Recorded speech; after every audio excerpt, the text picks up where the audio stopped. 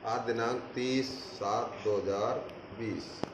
मैं के मीणा, सह आचार्य राजनीति विज्ञान, राजकीय महाविद्यालय Bandikui, BA part 3, paper first. ये कंटेंट टॉपिक प्लेटो का आदर्श राज्य। प्लेटो की रिपब्लिक का जो मूल आधार है वो एक ऐसे आदर्श राज्य की स्थापना करनी है जो सभी प्रकार के विकारों से दूर हो, जिसमें किसी प्रकार का कोई विकार नहीं होना चाहिए। प्लेटो की न्याय सिद्धांत, प्लेटो की शिक्षा सिद्धांत, प्लेटो का साम्यवाद सभी एक ही लक्ष्य की ओर इंगित करते हैं, एक ऐसा आदर्श राज्य जो सभी प्रकार की विकृतियों से मुक्त हो, भ्रष्टाचार से मुक्त हो और जो भी विकृति आदर्श राज्य में होती है वो कैसे समाप्त हो। इसलिए प्लेटो ने अपने आदर्श राज्य को आदर्श बनाने के लिए किसी सिद्धांत की परवाह नहीं की, अपितु उसने शब्दों का ऐसा जाल गढ़ के एक ऐसे आदर्श राज्य की परिकल्पना की रिपब्लिक में, जिसमें जो इतनी अच्छाइयों से परिपूर्ण है कि वह पृथ्वी पर विद्यमान नहीं हो सकता है, वह स्वर्ग में ही विद्यमान हो सकता है, क्योंकि इतनी अच्छाइयों से परिपूर्ण राज्य की स्थापना पृथ्वी पर संभव नहीं है। इसलिए प्लेटो ने बताया कि उचित नेतृत्व, उचित सुरक्षा और उचित पोषण आदर्श राज्य के अपरिहार्य तत्व हैं। प्लेटो ने अपने आदर्श राज्य के उद्देश्यों का निर्धारण किया। सबसे पहली बात उन्होंने बताई कि प्लेटो के आदर्श राज्य का जो मूल उद्देश्य है वो सुख और आनंद की प्राप्ति करना है। दूसरी बात उन्होंने बताई कि आदर्श राज्य आर्थिक आवश्यकताओं की पूर्ति का भी एक साधन है।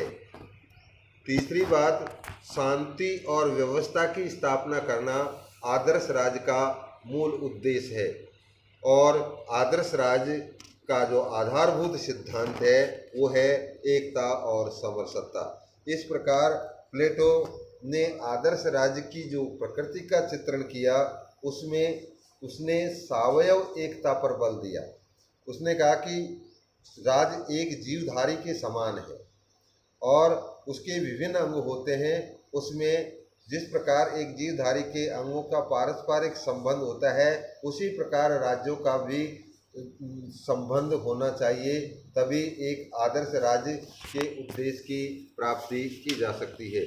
दूसरी बात, प्लेटो ने अपने आदर्श राज्य की प्रकृति का चित्रण करते हुए ये बताया कि ये राज्य आध्यात्मिक और नैतिक संस्था के अनुरूप होना चाहिए। इसमें आदर्श राज्य में इहलौकिक कल्याण की नहीं अपितु पारलौकिक कल्याण का भी चित्रण होना चाहिए। इसके अतिरिक्त प्लेटो ने पारस्परिक सहयोग, कार्य विभाजन और विशिष्टीकरण पर अधिक बल दिया। आदर्श राज्य में कार्यों का विभाजन होना चाहिए, दार्शनिक शासक का कार्य, सैनिक वर्ग का कार्य और उत्पादक वर्ग का कार्य, तीनों का कार्य अलग अलग होना चाहिए और समाज के जो तीनों ही वर्ग हैं अपने अपने कार्यों में विशिष्टता या दक्षता ग्रहण किए हुए होने चाहिए। इस प्रकार प्लेटो ने अपने आदर्श राज्य में पारस्परिक सहयोग, कार्य विभाजन और विशिष्टीकरण के सिद्धांत पर बहुत अधिक बल दिया। इसके अतिरिक्त जो समाज के तीनों वर्ग हैं, सैनिक वर्ग, उत्पादक वर्ग और शासक वर्ग, जिनका संबंध व्यक्ति की आत्मा में विद्यमान तीन गुण विवेक, उत्साह और साहस की ये तीनों वर्ग अभिव्यक्ति करते हैं और इन तीनों वर्गों में समुचित संतुलन स्थापित करना आदर्श राज्य का एक न्यायिक स्वरूप होगा। इस प्रकार प्लेटो ने जो आदर्श राज्य का चित्रण किया उसमें समाज की जो तीनों वर्गों की जो परिकल्पना है उसको साकार रूप में प्रस्तुत किया। प्लेटो के आदर्श राज्य का जो स्वरूप है उसमें न्याय सिद्धांत, उसकी आत्मा के रूप में न्याय सिद्धांत को प्लेटो ने ग्रहण किया। इसके राज द्वारा नियंत्रित और अनिवार्य शिक्षा की व्यवस्था की, साम्यवादी व्यवस्था के माध्यम से आर्थिक विषमताओं का अंत करके आदर्श राज्य का जो आर्थिक चित्रण है उसको प्लेटो ने प्रतिपादन किया। प्लेटो के आदर्श राज्य में स्त्री और पुरुष दोनों में समानता होनी चाहिए। पुरुष और स्त्री दोनों में कार्य की दृष्टि से, योग्यता की दृष्टि से और दक्षता की दृष्टि से कोई भी अंतर नहीं होना चाहिए। कला और साहित्य पर नियंत्रण पर अधिक बल दिया। प्लेटो की मान्यता थी कला और साहित्य समाज के निर्माण की आधारशिला होती है, इसलिए आदर्श राज्य की स्थापना तभी हो सकेगी जब इन पर राज्य का पूर्णतः नियंत्रण हो।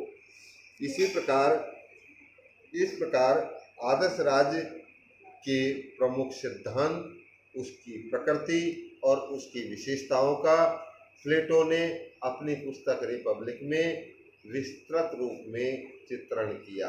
धन्यवाद।